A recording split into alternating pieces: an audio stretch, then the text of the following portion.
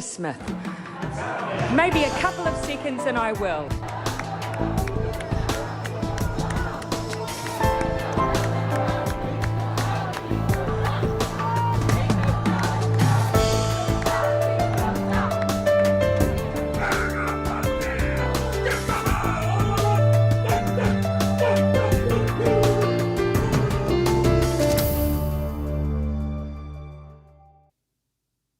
Tēnā koutou, I'm Selwyn Manning and welcome to this episode of A View from Afar. And today we are joined as always by political scientist and former Pentagon analyst Paul Buchanan. And this week we will discuss private enterprise and the conflict market. Most recently, New Zealand has discovered that its national airline had been in business with Saudi Arabia's military. After the revelations, Air New Zealand then announced it had cancelled the Saudi contract. Air New Zealand also admitted that it does business with the military wings of 5 to 6 other countries. The Prime Minister Jacinda Ardern has instructed New Zealand's Ministry of Foreign Affairs and Trade to investigate this issue. And then there's Rocket Lab, once celebrated as a great Kiwi initiative. Now it is largely owned by and controlled by the United States' interests. And from its New Zealand base near Mahia, Rocket Lab sends satellites and equipment into orbit that are designed to provide advantage to United States military forces and fighters in global conflicts. How does this fit with New Zealand's independent culture and foreign policy? If the New Zealand government is transitioning toward a more ethics-based trade and service regime, should it tighten up on its compliance approval regimes? And should private enterprise read the tea leaves and back out of foreign military and conflict markets? Today, Paul and I will dig deep into this issue and to consider the implications for New Zealand's public and private sector interests. But first, before we do, here's an invitation to those of you who are joining us live. If you are joining us via Facebook, Twitter, or YouTube, feel free to make comments, and if you do, we'll be able to include your interaction in this program. Okay, so let's cross to Paul, who is waiting online. Good afternoon, Paul.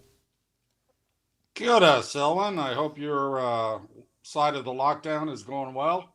It's not too bad in the bunker here in Auckland Central, and we're getting a program out, so that's got to be a good thing. Paul, what do you make of this issue of private enterprise trading and profiteering of conflicts and basically in business with military entities around the world?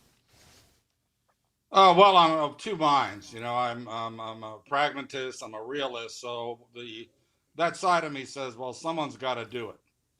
That is, supply weaponry and that sort of thing.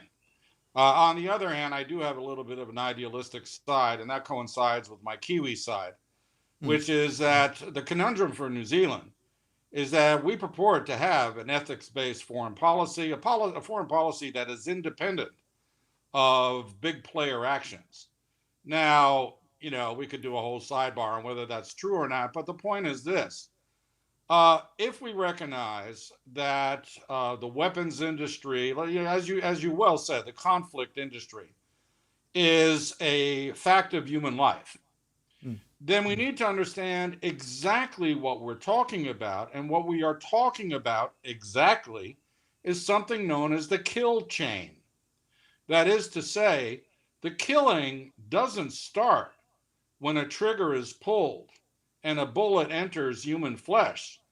The kill chain begins with intelligence gathering, with the assembling of parts and components, not procurement. only for weapons. Right. The whole, and that's why it's a chain. Because, for example, and this has come out here in New Zealand, as it turns out, there is a thriving, albeit small, weapons-related industry or defense industry. For example, in New Zealand, we produce range finders and laser optic devices that are used by militaries in foreign countries to better locate and fix on targets. Now, rangefinders are used for deer hunting, so they are a dual use platform. But there are gun mount stabilization devices, for example, those that you put on ships, that sort of thing. Well, that's part of the kill chain. Now, the ethical question becomes, where do you draw the line?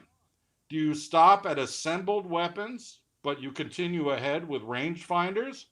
Or do you stop entirely and say, not only will we not produce components for military weaponry, but we're going to get out of this business entirely. And of course, that'll bring up Rocket Lab in a little while. But let me pose something that is a bit of a conundrum. I happen to go through the list of strategic exports, as they're called, from New Zealand overseas, from 2018 to 2020, 2017 to 2019, excuse me. And there's a lot of stuff there that's pretty suspect. Okay, a lot, like whoa, I can't believe we're doing this, and who we're selling to, because that's the other side. Is it's one thing to sell to NATO members, it's another thing to sell to the Saudis or the UAE. Yeah, or Jordan, how does that fit the Kiwi way? Exactly. In a general it fits test, the Kiwi way because it's all about trade. But let me give you on that side of the elite ledger, but culturally amongst the common people, it's at odds. But let me offer you this, because it'll round out the discussion, so it doesn't look like we're just sitting here, slamming the weapons industry. In amongst those strategic exports, that I saw, and there might have been all told about 60 different types of export, and they're all classified. So. Small arms are, it's called MU1, munitions ID, MI1. MI1 are small arms, MI2 are larger weapons, MI8 was interesting because that's explosives. So I looked into that, and it turns out they were sending explosives to Cyprus. And I was like, that's interesting. Well, how about this? It turns out New Zealand is intimately involved in UN-led demining projects. It's a part of the multilateral apparatus, the United Nations efforts, the blue helmet type of work. All of that comes in. From the general public's point of view, it's all a mix. It could be good. They see it in black and white terms. It could be all good and it could be all bad. So what you're doing here is saying it's not. You've got to look at the detail. Is that correct? Exactly. And then the Cyprus example is basically this. It appears that what New Zealand is sending to Cyprus are blasting caps to detonate the mines in the ground. So it's a good thing. It's an absolute good thing. Those type of exports, I think, are perfectly reasonable on both trade and ethical grounds. And the public may remember that it was only a matter of a year and a half ago that New Zealand was found to be wanting with respect to the base in Afghanistan that it had occupied for quite some time and the surroundings, and that there were unexploded devices on the grounds around there. The Prime Minister, Jacinda Ardern, ordered the New Zealand Defence Force to basically clean up shop. Now, it may, my understanding is it didn't have soldiers itself out there cleaning up those unexploded devices, but it contracted others to do so. And it may be, that this type of thing fits into that type of thing of putting things right. But then there's the other side like you've alluded to, it seems that in large amounts of, in some ways you could say, is quite business entity covert. Yeah, let's look at it this way. There's two main filters that, in my opinion, need to happen before you export anything that could be turned into a weapon, or anything that is part of that kill chain. To include telescopic sights. I mean, the full range. The first one, the easy one, I think, easy filter is, who are you selling to? Now, mind you, there are third parties. I mean, the end user on the certificate may not be the real end user after all. That gets tricky. We need a lot of oversight and scrutiny, and here in New Zealand, we don't get it. I mean, let's be very honest. So the first one is, who are you selling to? Because selling to bad guys, quite frankly, is bad for business over the long term. The second one is, what are you selling them? And if you sell them componentry that they can put together in order to build a bomb, which is used on a hospital in Yemen, that's not good for business either, even though you may have windfall profits as a result of these sales. So we need to scrutinize both dimensions of our strategic export regime here in New Zealand. Look, this is a problem that big countries, let's say Germany, France, they have huge weapons industries. They've been involved in conflicts, for a very long time. The United States, we won't even get into it. They don't have these ethical problems, okay? We do, because we are small, independent, and we're quite pacifist, to be honest.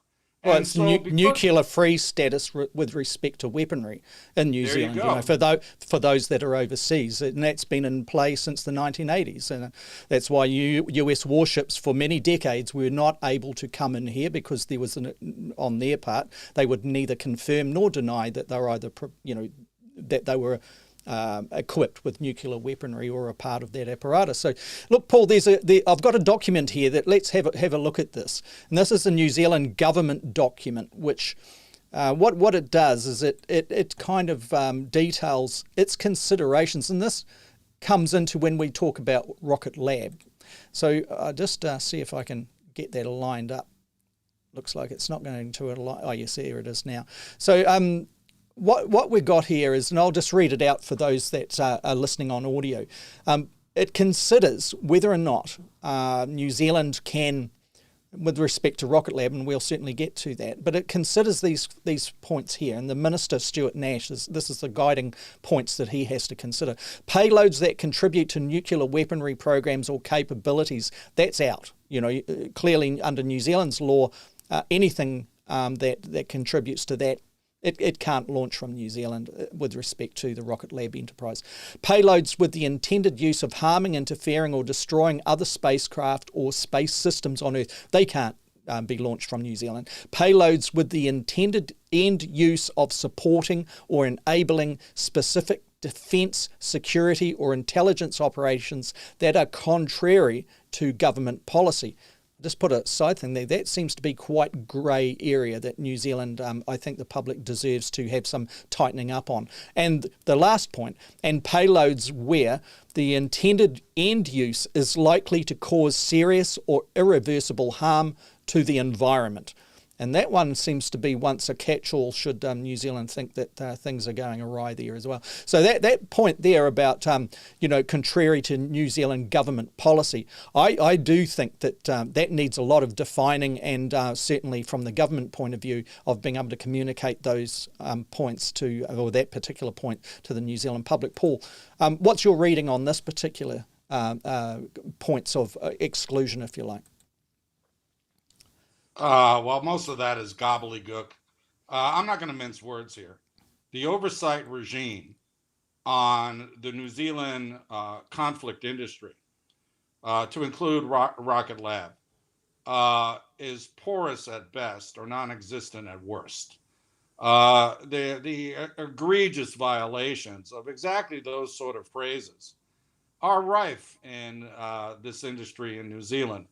And even then, again, you have this idea that it could cause harm to the environment, or it can't be used, for the destruction of this, that, and the other. Well, Rocket Lab's about to send up a targeting satellite, real-time tactical targeting satellite. That's about as close to the bullet as you can get. They're going to fix the target with that satellite, and that target's going to die. So this video here, I'll just play this so that people can become au fait with Rocket Lab, and this is a visual. So what's happening here is the 7, the countdown, 6, of course. 5. This was earlier this 4, year. 3, Its first mission of 2021.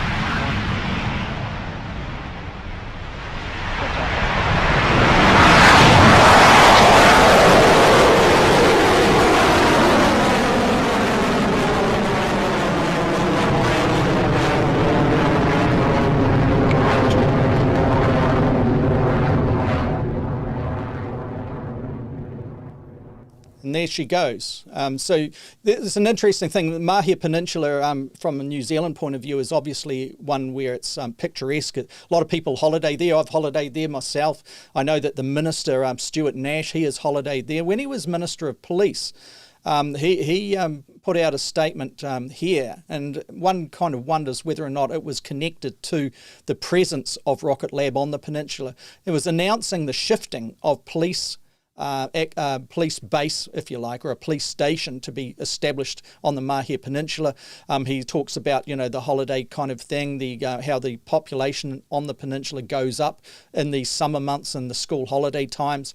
And also from the point of view, he makes reference to here with the more permanent population is also changing, especially with the arrival of one of New Zealand's most innovative companies, Rocket Lab. The company launches satellites into space from the Mahia Peninsula. Now, there's a lot of proud Kiwis on this particular initiative, Paul, like you know. But the thing with Rocket Lab, and I know that you've dealt with him, I've got to do a hat tip to Ollie Neas, the investigative journalist here that has followed this issue and has reported on your views as well over the times, and he is keeping the public up to speed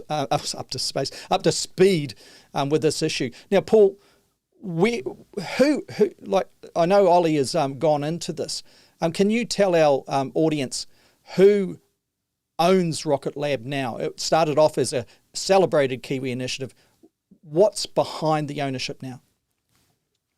Okay, let's do a real brief history on Rocket Lab. Rocket Lab is the brainchild of a genius Kiwi. We were very young at the time when he first started launching rockets. What it does is it launches what are known as light to medium boosters. So the rocket itself. It does not produce the satellites. In fact, it doesn't produce the nose cones at all.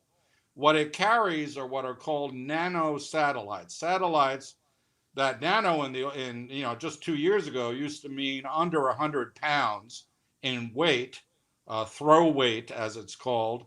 Now these things are the size of toasters. And what they do is they go into low altitude elliptical orbits. They launch constellations, so 20, 30, 50 of these things at a time. We can see one of Elon Musk's constellations in our nighttime sky regularly at the same time, every single night. Shortly after 7 p.m., this light array comes across the southern skies. Well, Rocket Lab does exactly the same thing. And what's happened is they got started launching it about 5 years ago. They've done, I think, between a dozen and 15 launches. All but 2 of those launches have been for the U.S. military and intelligence community. And the reason for that, under the business model, is that the U.S. military and intelligence community will defray a lot of the costs of production until such a time as it becomes commercially viable for private entities to start putting their satellites on top of these boosters. And they're aiming for $5 million a launch. Now, that's incredible, because when you think of NASA, it's $500 million a launch. So to get it down to 5 million is, quite an achievement. Again, they're just doing the boosters. Now, the problem here, and it gets back to our oversight issue in the first instance, is that in spite of the minister's assurance and all that language, the minister does not know exactly what are on those payloads. We in fact, to know about the targeting satellites, that information was received from the U.S. Army itself, because the U.S. Army, it turns out, is a lot more transparent about what goes on into the satellite pod.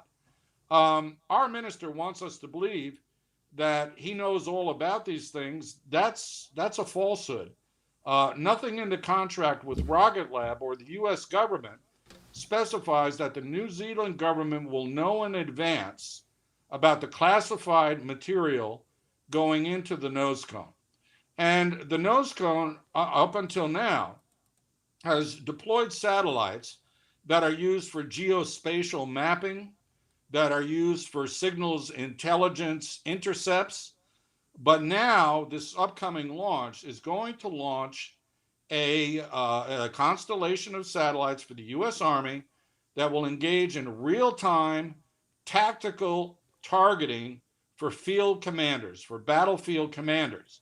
So let's just say, for the sake of argument, that the United States soldiers in the field somewhere in Central Asia are looking at an oncoming tank from a hostile place. They can target that tank from space and eliminate it in real time. So it's a warfighting capability. And apparently the minister wants to think that instead of targeting the enemy to kill them, you're going to target them to shower them with affection. So, you know, the oversight part is a serious problem. The other problem is that Rocket Lab is no longer Kiwi. Yeah. It's owned by American interests, to include this fellow Peter Thiel, who is now very involved in the private intelligence agency Palantir. It has received CIA venture capital money. The CIA has this wonderful venture capital arm that has put big money. And yesterday, Rocket Lab went public on the NASDAQ, on the New York Stock Exchange. And in the space of 12 hours, it apparently raised something on the order of $5 to $6 billion, going from a value of $1.2 billion at the beginning of trading to a value of 7.8 or something, again, in one day. Now, this will allow it to expand its operations, but that also is changing because the Mahia Peninsula will continue to be used, but they're now increasingly going to use an Air Force base in Virginia, a space base, for launching of heavier payloads because they're moving into the medium booster business. So it was a great example of Kiwi innovation. It has brought jobs to New Zealand. They manufacture the light boosters here in Auckland, but it is very much dominated by U.S. security interests, not by New Zealand's interests, other than employment. Mm. So once again, I'll just, you made reference to some of the things that it is taking up, and I'll just go to that page. This is a statement out by Rocket Lab where it talks about the mission that is going to take place this month in March of 2021 this year. And it talks in quite specific terms, particularly relating to, for example, the US Army Space and Missile Defense Command, technology demonstrator, launch integration and program management services provider TriCept, also weather satellite pathfinder. This is all the payload that in the next mission that goes up. It's talking about 2 internet things, nano satellites for companies, fleet, space, and Myriota, procured by Tyvak. So it's also talking about Earth observation satellite for Black Sky via launch services provider space flight. So this is interesting kind of mix. Technology demonstration satellite for the University of New South Wales. So you can see when it sends up a rocket, it has got many clients on board, but some of those that are sitting here on behalf of the United States military apparatus, from a New Zealand cultural perspective, and underscore the independence, it is certainly one which would raise a few eyeballs, and I'd encourage people to to check out some of this material that we will have links on when we're at video on demand and podcast on demand stage. Paul, if you were in the New Zealand government at this stage, if you were like Stuart Nash, who was charged as a minister to actually make a decision on this, do you believe under our points, that gobbledygook that you made as you cited it, is there the ability for New Zealand government to prevent Rocket Lab from sending up things that it feels may be used outside of New Zealand's interests?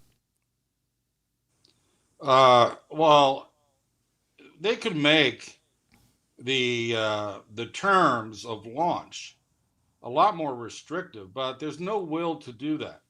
And let me backtrack just a second, because even though these constellations of nanosatellites that are launched include university research vehicles, seemingly benign things for the advancement of human knowledge, you have to look at who's funding these projects, including those from the University of New South Wales. It turns out the Australian defence establishment has money in the game. And that's because, security organizations, military organizations worldwide have a lot more money than private actors to engage in these sort of high-risk research and development projects. So again, it goes back to the end user. Now, with regards to New Zealand maybe placing a slightly more restrictive regulatory regime on what gets launched, besides the fact that Rocket Lab will more than likely close shop and leave New Zealand. Now that the technologies are established, they can move anywhere. So the cat is out of the bag. But the other thing is, we have created here in New Zealand a defense space agency that has held significant talks with Rocket Lab and with U.S. military space officials about integrating New Zealand into the system. So you can be assured that the military command here in New Zealand does not want any restrictions placed on their ability to put nanosatellites in base or use the capabilities. I mean, okay, so I'll put it to you that's a given. If we were looking at it from a distance, a view from afar on the New Zealand government, I would pick up and I would suggest that the Air New Zealand issue, where it was in business with the Saudi Arabian military, was obviously a surprise to the New Zealand cabinet. It was a surprise to the New Zealand Prime Minister Jacinda Ardern. She has obviously expressed a dim view of that practice, has ordered the Ministry of Foreign Affairs and Trade in New Zealand to conduct an inquiry into how this went under the radar. If you're looking at that, it is almost as if the New Zealand government is transitioning to an ethics-based approach to such trade, which is quite different, perhaps one could argue, from the John Key-led national government 8-9 years in office leading up to 2017. If you take that on board, then New Zealand, surely with the issues relating to Rocket Lab, while it's largely raising concerns from the point of view of United States military apparatus, it also raises this issue that you've spoken of in the past, that New Zealand becomes a target potentially. Should New Zealand government be moving on this issue to tidy up shop, to get it clear so that the New Zealand public and our trading partners, our security partners, know exactly where we stand? Yes, of course. I should back up and point out that Air New Zealand has, as you mentioned at the onset, has contractual relationships with a number of militaries, the United States military and the Australian military, to refurbish petrol turbines. And that was the issue with the Saudis. Now, that contract was led by the U.S. Navy, and under what is called the spillover clause, where the U.S. Navy has too much work, and so they spill over work to approved subcontractors, Air New Zealand being one of them. So that's how it came to be.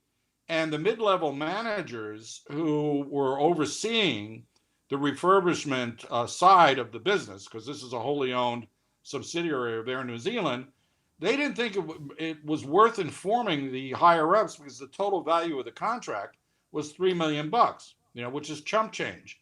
So, but it became a political football, and that's where I'm going with this. Yeah. The problem here is that no one scrutinizes the supposed scrutineers. That is, New Zealand is in transition. This is a country that used to be run by old white boys. And it's now a much more diverse place. Even within the traditional parties, we're seeing people of other persuasions. But what we haven't changed is the way of doing business when it comes to political oversight of certain private sectors, strategic sectors. By that, what I mean is, have you ever seen a parliamentary debate about Rocket Lab other than people applauding and going, oh, good for us? Not to my knowledge. Yeah. No. And that's just it. I think that it's not just a parliamentary problem. The only people who talk about these things in Parliament are the Greens, and no one takes them seriously because they say things like, we should abolish the intelligence services. We should get rid of the special, forces in the military. They say things like that. They cannot be taken seriously. But the mainstream parties don't want to touch this. And when they do in committee, they rubber stamp the decisions of the NZDF or the intelligence community, or in this instance, talking about Rocket Lab, private companies that are clearly favored by major security allies. So the way we put it earlier on, Paul, that New Zealand's private enterprise needs to read the tea leaves. You're saying very strongly here and persuasively, New Zealand government needs to read the tea leaves if it wants to be in keeping with the New Zealand culture of independence. Absolutely. I think that it reminds me of something. My father was a big industrialist in Latin America for many years. And we were talking about the debt crisis, the famous Mexican debt crisis in the 90s. Okay. And he said to me, it's no longer a financial problem. It's a political problem. The bankers have made their money and now they're just creaming the interest. So a political decision has to be made in Washington to cut it off. Say, look, you've made enough. Mexico is on its knees. We need to get them back up and playing. That's exactly what's going on here. The private sector will do what it wants to do. It wants to make money. Does it advance humanity and knowledge? Sure it does, but it's there to make a profit. It's up to the political management, the political overseers to say, look, this is ethical and this is not. This is the Kiwi way, this is not. And we need that debate in Parliament, but it is simply not happening. Why? Because the public's not interested.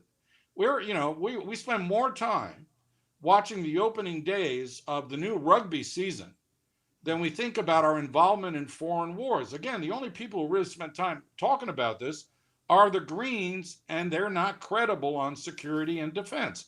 Well, there are some people that are reacting here. I'll bring the comments in if that's okay at this juncture, Paul. Sure. It's just... Yeah, it's a long one. I'll just read the top part of it. It doesn't fit. And he's saying about how, this whole practice does not fit the New Zealand way. Just as Air New Zealand servicing engines for Saudi Arabia to bomb Yemen under the stewardship of Key and Luxon, excuse my spelling, he says, we are naive to believe we have squeaky clean hands when it comes to the kill chain. And he's making reference to what you said there, Paul. There's another part that the same user is saying here, and pesky future protests is what this user predicts. We've also got one here from David Mooring. Why sweat the small stuff? The USA has wasted trillions of the F-35 fighter program, and he makes references there. We've got another one here from a Facebook user. Wondered how long till you got to Mr. Teal's role in shares. Most people still believe New Zealand, he's referring to Rocket Lab, is a New Zealand-owned company. Then there's David Mooring again. He says, in terms of Rocket Lab's launching satellites, I'll bring that up on screen, they are operating as a common carrier, same as the courier postal service, with a question mark there. Aside from terms of service, they can internally inspect each package launched. Anyway, that's some of the feedback that is coming in during the live program, Paul. If we are going forward from here, and if we were going to prioritise what is required from this to get this particular issue into line and this practice into line, you've alluded to the fact that, in your belief, the New Zealand Parliament needs to debate these issues. It is clearly starting to get traction within the Fourth Estate. Ourselves are talking about it, discussing it, you're analysing it, and you're reporting on it. You've got Ollie Nias in the spin-off. Ollie Nias, a New Zealand investigative journalist, freelance, who is writing for the spin-off on this particular issue and has done for some time, raising it. It is getting traction once one gets a feeling amongst the commentariat at what else needs to be done to get the attention of Labour-led government, Labour ministers in this particular Jacinda Ardern-led government, Paul. First of all, just to answer David's question about the payloads, Rocket Lab has no say in the payload. Okay, they don't get to look at it. They can be allowed to look at it if the producers of the payload agree to that. But no, they just install it on the top of the booster and off it goes. I also should say that we cannot, the comparisons with the United States and its warmongering, these bigger states, it's sort of specious. And it's specious because, A, we don't have the capability to wage war on anybody. And secondly, we believe ourselves to be ethical and independent. So we're not caught up in the pushing and shoving that goes on, for example, or we would like to not be caught up in the pushing and shoving that goes on between, say, the PRC, Russia, and the United States. We're a very different kettle of fish. Now, having said that, I absolutely agree that this government in particular, given that it's moderately left-leaning, nominally left-leaning, should take a closer, harder look at our defense industry. And because it's not just what we've been talking about. New Zealand has on its shores, but deployed overseas, private military companies who provide VIP protection. They're ex-SAS, but they're acting as various types of mercenary around the world for who knows who. We have now in New Zealand, as there are in other parts of the world, private intelligence companies.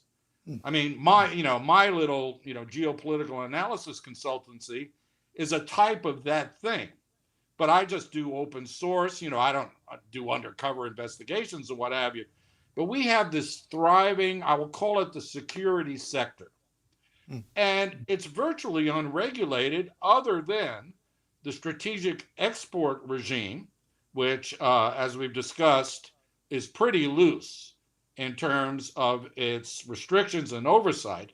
And then there's virtually no regulatory regime that's worth the paper.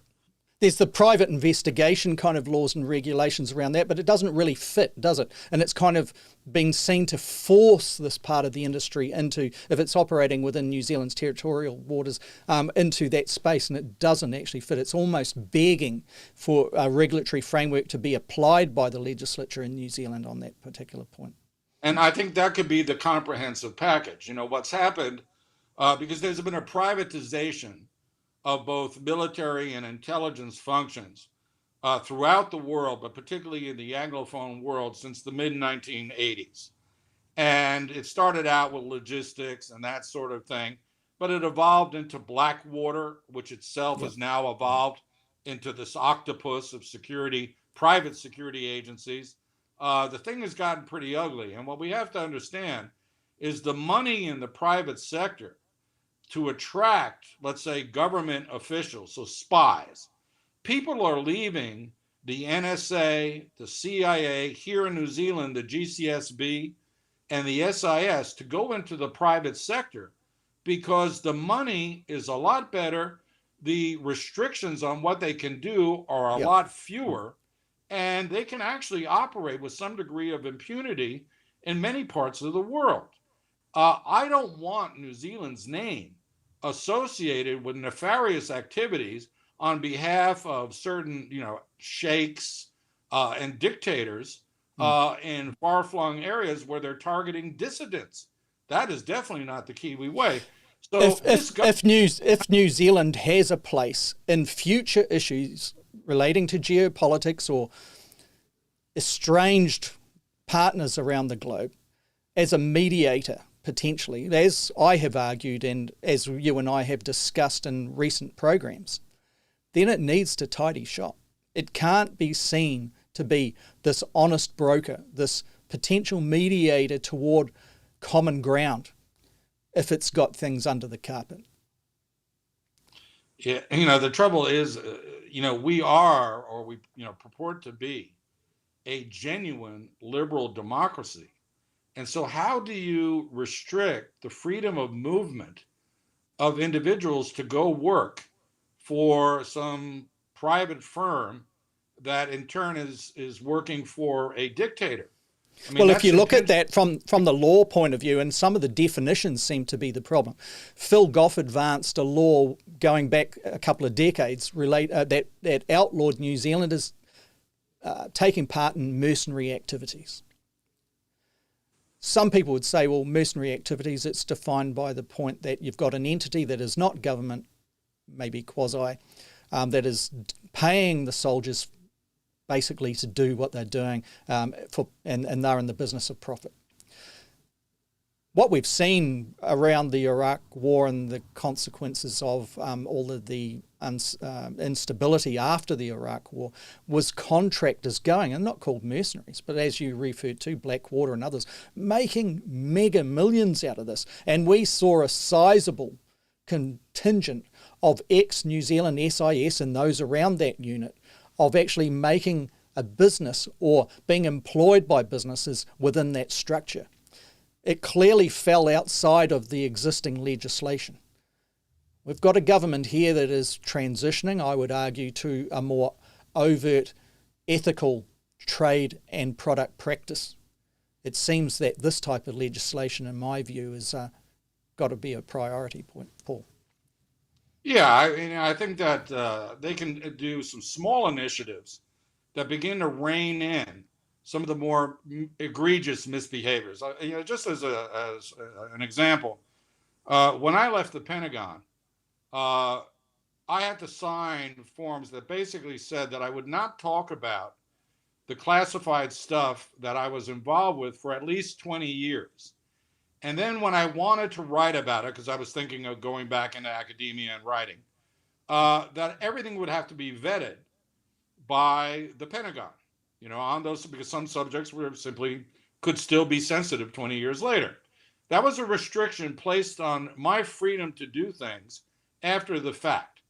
It is possible that we could put restrictions on, for example, ex-intelligence officers going to work for and then name the sort of regimes, the countries. I mean, I know for a fact that if you're an SIS officer, so a human intelligence officer in New Zealand, and you quit today, you can't work for the Chinese.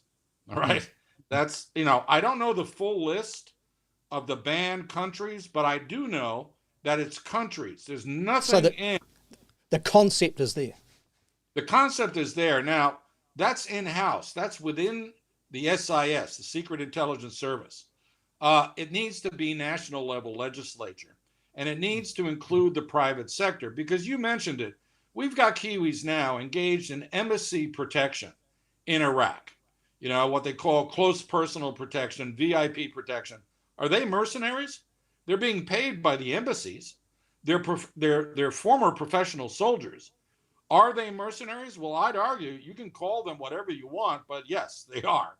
And the New Zealand businesses providing the same services within our region in Papua New Guinea, West Papua, etc. Exactly. And interesting you mentioned that, because where do they provide services for the logging industry and the mining industry in Papua New Guinea? Well, that opens a can of worms, because let's just say that the record on labor rights, human rights, environmental sustainability of these companies is really, really poor.